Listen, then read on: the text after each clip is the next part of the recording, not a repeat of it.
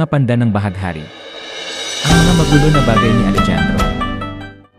Okay, ito ang kwento ko noong nabangga ko ang ice cream cart ni Mariano.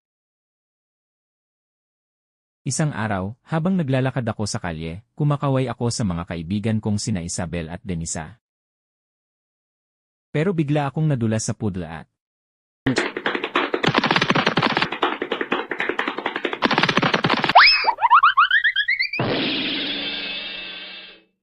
nabangga ko ang ice cream cart ni Mariano dahil sa isang aksidente.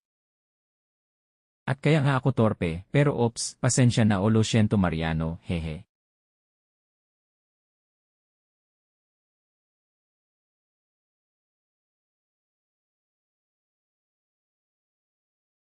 Ang katapusan.